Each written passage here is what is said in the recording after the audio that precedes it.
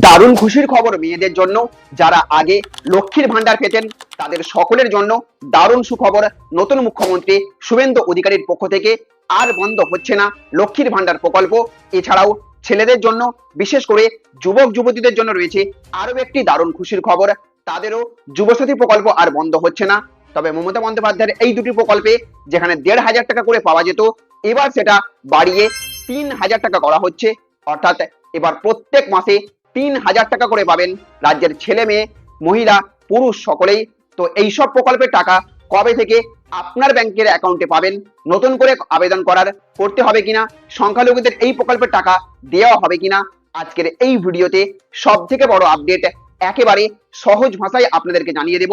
তাই ভিডিওটি শেষ পর্যন্ত অবশ্যই দেখবেন। আর ভিডিওটি ভালো লাগলে লাইক করবেন, বন্ধুদের সাথে শেয়ার করবেন। আর চ্যানেলে আপনি নতুন হয়ে থাকলে সাবস্ক্রাইব করে রাখবেন আমাদের চ্যানেল টেক শেয়ারিং অনলাইন চ্যানেলটিকে। তো বন্ধুরা, পশ্চিমবঙ্গে সরকার পরিবর্তনের পর সবচেয়ে বড় যে প্রশ্নটা উঠেছিল সেটা হলো আগের সরকারের জনপ্রিয় প্রকল্পগুলোর কি হবে। বিশেষ করে লক্ষ্মীর ভান্ডার, কন্যাশ্রী, স্বাস্থ্যসাথী, যুবশ্রীর মতো প্রকল্পগুলো বন্ধ হয়ে যাবে কিনা, তা নিয়ে সাধারণ মানুষের মধ্যে ব্যাপক দুশ্চিন্তা তৈরি হয়েছিল। কিন্তু এবার সেই সব জল্পনায় অনেকটাই ইতি টানলেন নতুন মুখ্যমন্ত্রী শুভেন্দু অধিকারী। শপথ নেওয়ার পর প্রথম প্রশাসনিক বৈঠকেই তিনি স্পষ্ট নির্দেশ দিয়েছেন, জনস্বার্থে চলা কোনো প্রকল্প বন্ধ করা যাবে না। সাধারণ মানুষ যাতে কোনো সমস্যায় না পড়েন, সেটাই এখন সরকারের প্রথম লক্ষ্য বলে জানানো হয়েছে। সবচেয়ে বেশি স্বস্তির খবর এসেছে লক্ষ্মীর ভান্ডার নিয়ে, কারণ বহু মহিলার সংসার এখন এই টাকার ওপর অনেকটাই নির্ভরশীল। সূত্রের খবর, শুধু প্রকল্প চালু থাকাই নয়, এবার মহিলাদের অ্যাকাউন্টে প্রতি মাসে 3,000 টাকা করে দেওয়ার বিষয়েও দ্রুত কাজ শুরু হচ্ছে।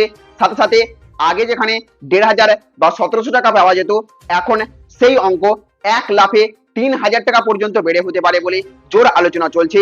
ফলে রাজ্যের লাখ লাখ মহিলা এবার দ্বিগুণ টাকার আশায় রয়েছেন। শুধু মহিলারাই নন, বেকার যুবক যুবতীদের জন্যও বড় ঘোষণা এসেছে শুভেন্দু অধিকারীর তরফ থেকে।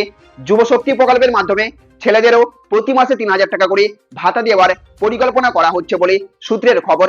যারা আগে যুবসাথীর আওতায় 1,500 টাকা পেতেন, তাদের ক্ষেত্রেও নতুন নিয়মে বাড়তি আর্থিক সহায়তা দেওয়া হতে পারে। অর্থাৎ এখন রাজ্যে এমন একটা পরিস্থিতি তৈরি হচ্ছে যেখানে মহিলারা পেতে পারেন মাসে 3,000 টাকা, বেকার যুবকরাও পেতে পারেন মাসে 3,000 টাকা। আর পুরনো জনপ্রিয় প্রকল্পগুলোও বন্ধ না হয়ে আরো বড় আকারে চালু থাকতে পারে। এমনকি পরিবর্তন হলে শুধুমাত্র নামটাই পরিবর্তন হবে, আর এই সমস্ত প্রকল্পের সুবিধা রাজ্যের সকল শ্রেণীর মানুষ, সংখ্যালঘু, সংখ্যাগুরু সবাই পাবেন।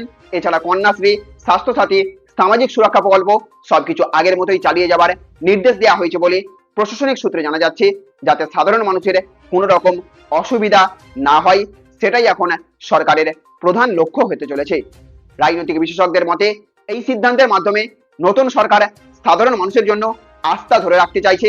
কারণ সরকার বদলালেই সাধারণ মানুষ প্রথমে ভয় পান টাকা বন্ধ হয়ে যাবে কিনা, কিন্তু এবার স্পষ্ট বার্তা দেওয়া হয়েছে, চলমান সুবিধা বন্ধ হবে না, বরং আরো বাড়ানো হতে পারে। তবে একটা গুরুত্বপূর্ণ কথা অবশ্যই মাথায় রাখবেন, এখনো পর্যন্ত কোনো অফিসিয়াল তথ্য প্রকাশ করা হয়নি, তাই ভুয়ো ফর্ম বা গুজবে বিশ্বাস করবেন না।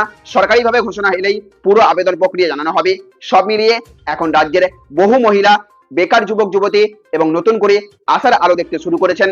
কারণ যদি সত্যিই মাসে 3,000 টাকা করে দেওয়া শুরু হয়, তাহলে বহু পরিবারের আর্থিক চাপ অনেকটাই কমতে পারে।